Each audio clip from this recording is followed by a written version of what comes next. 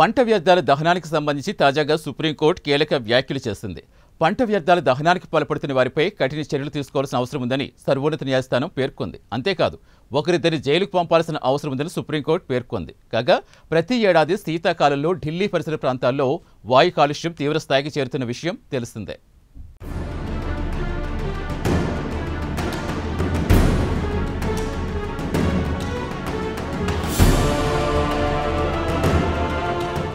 శీతాకాలం వస్తే చాలు దేశ రాజధాని నగరమైన ఢిల్లీలో వాయు కాలుష్యం తీవ్ర స్థాయికి చేరుతుంది. ఇది ప్రతి ఏడాది ఉన్నతంతే. అయితే దీనికి పొరుగు రాష్ట్రాల్లో పంట వ్యర్థాల దహనమే కారణమన్న అభిప్రాయాలు చాలా కాలంగా వినిపిస్తున్నాయి. అంతేకాదు పంట వ్యర్థాల దహనంపై కొంతమంది సుప్రీంకోర్టులో పిటిషన్ కూడా వేశారు. కాగా తాజాగా ఈ పిటిషన్లు విచారణకు వచ్చాయి. ఈ సందర్భంగా సుప్రీంకోర్టు కీలక వ్యాఖ్యలు చేసింది. పంట వ్యర్థాల దహనానికి పాల్పడుతున్న వారిపై కఠిన చర్యలు తీసుకోవాల్సిన అవసరం ఉందని సర్వోన్నత న్యాయస్థానం పేర్కొంది. అంతేకాదు ఒకరిద్దరిని జైలుకు పంపాల్సిన అవసరం ఉందని సుప్రీంకోర్టు పేర్కొంది. ఇలా చేస్తే మిగతా వారికి గట్టి సందేశం ఇచ్చినట్టు అవుతుందని సుప్రీంకోర్టు అభిప్రాయపడింది.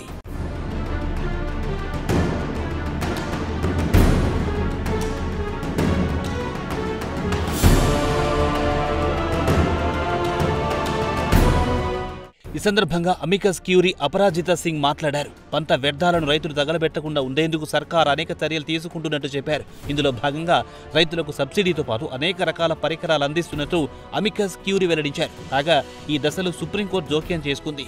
వాయు కాలుష్యానికి ఎన్కార్డు వేయడానికి పంట వ్యర్థాల దహనం చేసే రైతులకు జరిమానా విధించడమో లేక శిక్ష విధించడమో చేయాలన్న కోణంలో ఎందుకు ఆలోచించడం లేదని సుప్రీంకోర్టు ప్రశ్నించింది.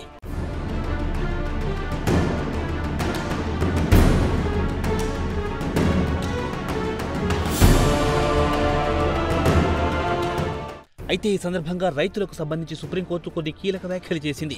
రైతులు సమాజానికి అన్నం పెడుతున్నారనేది వాస్తవమేనని పేర్కొంది. ఇందులో ఎవరికి రెండో అభిప్రాయమే లేదని వెల్లడించింది. అయితే రైతులు పర్యావరణానికి హాని చేస్తే చూస్తూ ఎలా ఉంటామని సుప్రీంకోర్టు ప్రశ్నించింది. పర్యావరణాన్ని కాపాడే బాధ్యత రైతులపై కూడా ఉందని సర్వోన్నత న్యాయస్థానం వెల్లడించింది. అంతేకాదు కొన్ని రాష్ట్రాలలో పొల్యూషన్ కంట్రోల్ బోర్డులో ఖాళీలున్న విషయం కూడా తమ దృష్టికి వచ్చిందని సుప్రీంకోర్టు పేర్కొంది.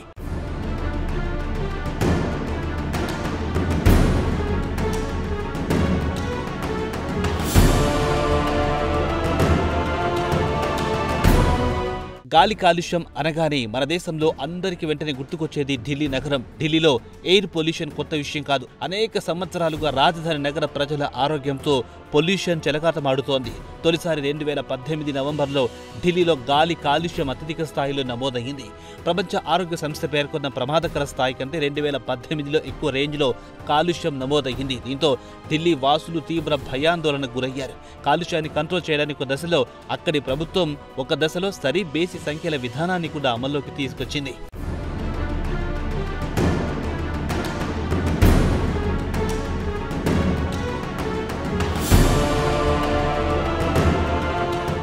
వాయు కాలుష్యం కారణంగా ఢిల్లీ ప్రజల సగటు ఆయుర్దాయం 10 సంవత్సరాలు తగ్గిపోతుందని అమెరికాకు చెందిన ఓ రీసెర్చ్ గ్రూప్ కొంతకాలం కింద జరిపిన అధ్యయనంలో వెల్లడించింది. దీంతో హస్తినలో గాలి కాలుష్యం ఏ రేంజ్లో ఉందో అర్థం చేసుకోవచ్చు. ఢిల్లీలోని అనేక ప్రాంతాలలో గాలి కాలుష్యం హానికర స్థాయిని మించిపోతోంది.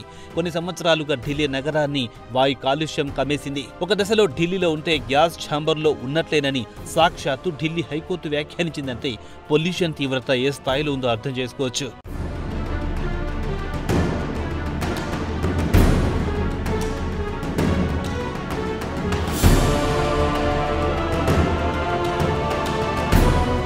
వాయు కాలుష్యాన్ని తగ్గించడం అంటే చిన్న విషయం కాదు. ఇది ఒక సమిష్టి కృషి. దీనికి ముందుగా ప్రజలు, అధికారులు అందరూ పర్యావరణ స్పృహతో ఉండాలి. కాలుష్యానికి చెక్ పెట్టాలన్న మైండ్ సెట్ ఉండాలి. కాలుష్య తీవ్రతను తగ్గించడానికి పర్యావరణవేత్తలు అనేక సూచనలు చేశారు.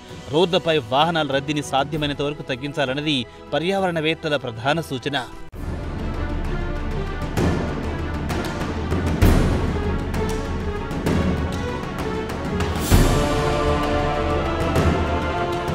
ఏదేమైనా వాయు కాలుష్యానికి ముగింపు పడాల్సిందే.